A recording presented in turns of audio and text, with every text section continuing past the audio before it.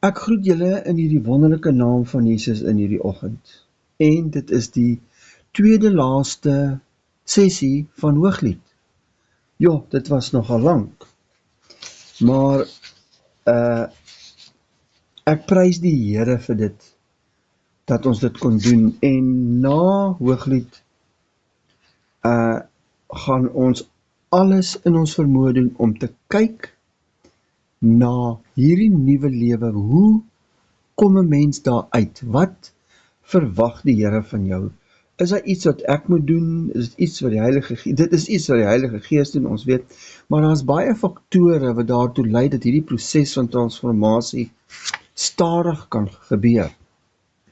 Maar ons gaan daarna kyk na Hooglied vir die wat wil inskakel en saam met ons wil kyk, en dit is baie nodig om sekere dinge te weet en sekere dinge te ken, sodat die Here daai werk van transformasie in ons lewe kan voltooi en kan nie klaar maak nie, want hy sal nooit met ons klaar maak hier op aarde nie. Sy lewe en ons vleeslike lewe, daar is 'n te groot skeiding tussen dit. Ons dit vat jare voor hy hierdie wat 'n transformasie in ons werk. Ek het gelees, Watchman Nee sê, dit kan tot 40 jaar vat dat die Here jou werklik transformeer, dat jy werklik weet, maar die vlees is nie meer my baas nie. En jy gehoorsaam en sensitief kan wees dat die Heilige Gees jou lei. Maar ek glo in hierdie dag gaan die Here dit doen, en vinniger, want hy wil sy bruid gereed kry. Hy wil sy bruid kom haal, en hy wil nie 'n bruid hê wat met die een voet in die wêreld staan en die een voet in sy koninkryk staan nie. Hy wil ons vry maak. Nou kom ons gaan kyk. Hierdie twee skrifte handel oor loon, en nie soseer loon nie, ons werksaamhede in sy koninkryk. Kom ons kyk daarna, is baie interessant. Hoofstuk 8 vers 11 en tot 13. Salomo het 'n wingerd in Baal-Hamon gehad. Hy het die wingerd aan die oppassers oorgegee. Elkeen moes vir sy vrugte 1000 sikkel silwer inbring. Nou, die kerk van Christus word vergelyk met 'n wingerd. Salomo het 'n wingerd in Baal-Hamon gehad. Dit beteken, Baal-Hamon beteken die Here van 'n menigte. Soos wat Salomo 'n tipe is van Christus, is sy wingerd ook 'n tipe van die kerk van Christus. Die Here se wingerd bestaan ook uit 'n menigte. Daar's baie, hy het baie wat aan hom behoort, net soos 'n menigte. So Christus se kerk is sy wingerd. Dit is vir hom 'n genotvolle, besonderse en spesiale plek waardeur hy wandel, en hy geniet hierdie vrug wat sy wingerd oplewer. Dit verskaf hom genot om daarin te wandel. Hy wandel tussen die wingerde en vind genot in die vrug wat dit dra. Elke oppasser moes die wingerd bewerk en moes 1000 sikkel silwer inbring, want hulle moet sorg dat die wingerd vrug oplewer. Dit beteken vermeerdering in sy wingerd. Daar moet vrug wees.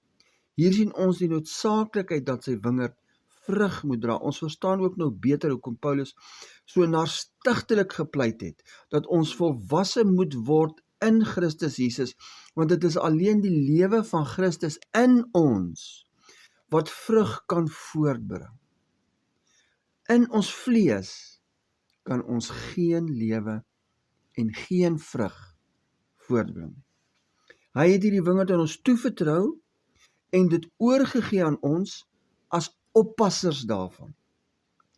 Die voordele van hierdie wingerd is dit wat hy aan ons uit genade oorgegee het, om dit as 'n heilige wingerd te bewaar. Ons geniet al die gawes. Die gawes is hulpmiddels om hierdie wingerd te versorg. Gawes, kennis, openbaring, wysheid, ja, alles wat ons uit sy hand uit ontvang, is vir ons gegee vir die opbouing van hierdie wingerd. Dit is nie vir onsself nie. Dit is aan ons oorgegee om versorg te word, ons as die oppassers, ooreenkomstig die talente waarmee hy ons aan toevertrou. En ons moet dit versorg en vermeerder. Hy vereis dit van ons. Hy beveel ons, my seun, gaan werk vandag in my wingerd. Hy verwag rente van die wat in sy wingerd werk. Elkeen moet heerlikheid en eer aan hom bewys en moet diens lewer vir die saak van sy koninkryk. Ons moet die liggaam opbou tot eer en verheerliking van sy naam, totdat ons almal kom tot 'n volwasse man, ja, tot die mate van die volle grootte van Christus. Dis een van Paulus se gebede, nee. Dit was een van Paulus se gebede wat hy vir die gemeente gebid het. Hy het vir elke gemeente het hy hierdie tipe gebed gebid. Maar hierdie maagd was anders as die gewone oppassers van die wingerd. Haar arbeid in die wingerd was nie 'n pligsbesef nie, maar uit liefde gedrewe, liefde alleen. Nie uit vrees nie, maar gedryf deur liefde vir Jesus. Nie gedryf deur 'n wet nie, maar in die uitdrukking van liefde. Nie gedryf deur wat sy daaruit kon verkry nie, maar alleen deur liefde gedryf, deur te gee wat sy van hom af ontvang het. Die vrug wat hy in haar bewerk het sy teruggegee sonder verdienste of sonder wins vir haar, maar alleenlik vir die eer en verheerliking van haar koning. Sy het gewerk, nie uit plig nie, maar uit liefde vir haar koning, uit liefde vir Jesus. Sy het eerstens toegelaat dat hy haar wingerd bewerk, totdat dit vrug dra en het haar dan gewend tot ander wingerde om ook in hulle wingerde te werk en hulle te help dat daar vrug sal kom. In hoofstuk 1 vers 6 het sy erken dat sy nie haar wingerd opgepas het nie. Nou in hoofstuk 8 vers 12 sien ons haar wingerd vrug dra en sy gee dit alles vir Salomo terug. Hoofstuk 8 vers 12 sê, my wingerd, myne, is hier voor my. Die 1000 sikkels is vir u Salomo en 200 vir die wat sy vrugte bewaak.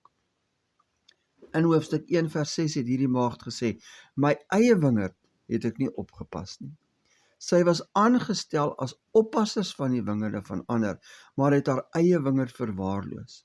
Hier in hoofstuk 8 erken sy dat sy nie voorheen na haar wingerd gekyk het nie, maar hier erken sy dat haar wingerd nou aan hom behoort en hy die vrug daarvan kan geniet. Soos ons gesien het, stel die wingerde jou lewe voor, wat soos 'n tuin bewerk word, totdat dit vrug dra. Dit is wat hy in haar lewe gedoen het. Hy het in haar tuin gewerk dat dit 'n opbrengs gee, dat dit vrug gee. Anders gestel, hierdie wingerd stel jou hart voor. Aan wie behoort jou hart? En is daar vrug in jou lewe? Haar wingerd en hulle wie God aan haar toevertrou het sy nodige opbrengs gelewer en sy het dit vir Salomo ingesamel, nie uit dwang nie, maar gedryf deur liefde. Sy sê, my wingerd, myne, is hier voor my. Dit beteken ook dat sy nooit sig daarvan sal verloor nie. Sy sal dit nooit vir haar self toeëien nie. Dit is vir sy gebruik en sy eer en heerlikheid en hy sal die genot daarvan hê. Vers 13 sê, u wat in die tuine woon, die bruidegom nooi almal uit om van hom te getuig en om vir ander van hom te leer, hulle wat in die tuine woon. Nou dat die opstandingslewe in haar gevorm is, wil hy hê, sy moet ook vir ander daarvan vertel, leer en onderrig. Deur haar hele wandel met hom, het hy haar teruggebring na 'n lewe van eenvoud en haar in 'n diep eenheid met hom gebring. Sy het in 'n rus ingegaan in haar innerlike lewe, haar gees, siel en liggaam is in harmonie. Wanneer die lippe die Here loof, is die hart in harmonie. Sy prys die Here nie net met die lippe nie, maar haar hart is aan hom oorgegee. Haar hele menswees is gerig om haar beminde te aanbid. Wanneer haar hele wese in harmonie is, gee dit 'n uitdrukking van ware aanbidding teenoor haar beminde. Vers 13 gaan aan, hy sê, vriende, luister na u stem, laat my dit hoor. Wanneer jy gegroei het in hierdie wonderlike, diep, stille aanbidding teenoor God, wil jy dit reserveer en daarin wandel. Jy is soms bang om dit te versteur. Die Here kom versteur jou stille, soete teenwoordigheid voor hom deur te vra, laat my dit hoor. Leer om hom te dien ook in jou uiterlike vorm, Laat jou lewe 'n lewe word van voortdurende gebed. Bid sonder ophou. 'n Voortdurende, wat beteken dit as 'n mens as die skrif sê bid sonder ophou? Dit is 'n voortdurende bewustheid en kommunikasie tussen jou en hom. Jy hoef nie vandag te sê, wow, as ek vanaand bid, maak ek my lysie en ek gaan nou vir die Here dit vra. Nee, dit is nie wat dit is nie. Daar waar jy is, bid jy. Jy vra hom. As jy besig is met jou werk, as jy 'n oombliekie eenkant is, dan vra jy hom, dan bid jy, dan prys jy hom. Dit is 'n gedurende, voortdurende bewustheid en kommunikasie tussen jou en hom. Jy het nie net 'n oggendstilte tyd nie, jy het nie net 'n aandstilte tyd nie. Dit is ononderbroke. Jou tye met hom is ononderbroke. Daar gebeur iets en jy prys hom. Daar gebeur iets en jy sien iemand en jy bid vir daai persoon. Dit is 'n voortdurende bewustheid en kommunikasie tussen jou en hom. Laat jou hele uiterlike lewe daarvan getuig wat in jou innerlike lewe aangaan. Hy nooi jou om met ander te praat oor innerlike dinge. Hy wil hê jy moet ander leer om hom ook volmaak en innerlik lief te hê. Die bruidegom verwag van sy bruid om met hom te kommunikeer met 'n stille, toegewyde, heilige stilte voor hom, waar ons die invluistering van sy stem in ons gees ervaar.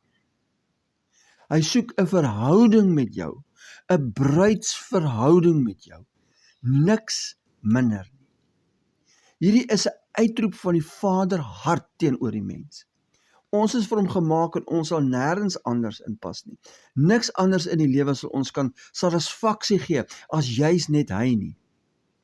Niks sal ons kan vervul as net sy liefde nie, want ons is vir hom gemaak. Hy het ons geskape vir hom. Is jy soekend na liefde of aanvaarding? Is jy neergebo deur verwerping, dalk mislukkings, misverstande, gebroke verhoudings? Jou enigste vervulling en genesing, ja, lê in Jesus Christus en in hom alleen. Reik uit na hom en sê, laat u my kus met die kusse van u mond, laat hy dit doen, laat hy jou kom volmaak, laat hy jou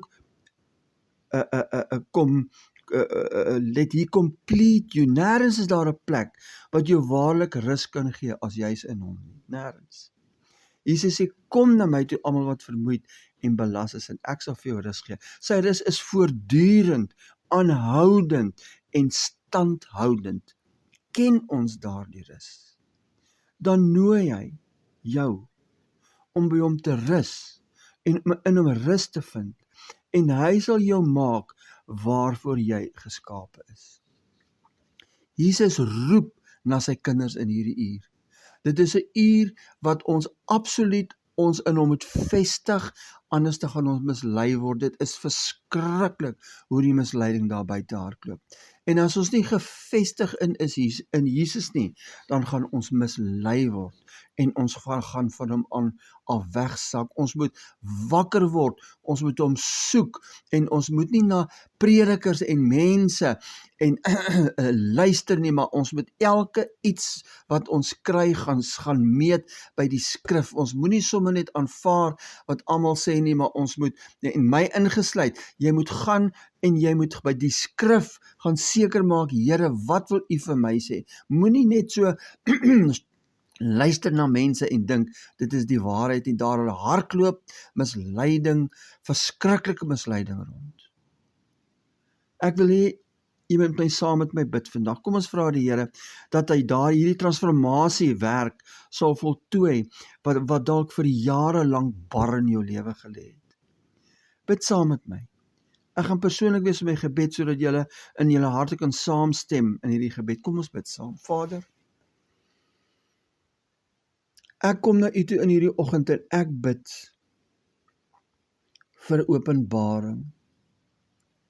Dat u my openbaring sal gee, openbaring van u lewe wat in my is, openbaring van Christus wat in my woon, openbaring dat Christus my lewe geword het, openbaring dat my ou mens nie meer leef nie en ek nie die sonde hoef te dien nie, want die krag van sonde is gebreek. Openbaring dat ek in u nuwe lewe kan wandel. Ek bid dat u my sal gee verligte oë van my verstand, dat ek sal verstaan waaroor dit alles gaan. Verlig my met u Heilige Gees. Vul my met u Gees elke dag vul my opnuut met u Heilige Gees. Maak my paraat vir hierdie tye wat voorlê. Kom werk in my wingerd. Al die onkruid wat daar is, kom ruk dit uit, pluk dit uit. Maak my tuin skoon, dat dit vir u 'n aanvaarde, heilige offer sal wees. Dat ek my liggaam sal oorgee aan u, Here, as 'n heilige, algemene offer aan u. En dat ek, as ek eendag voor u staan, dat u sal sê, mooi so, oor weinig was u getrou, maar oor veel sal ek jou aanstel. Amen.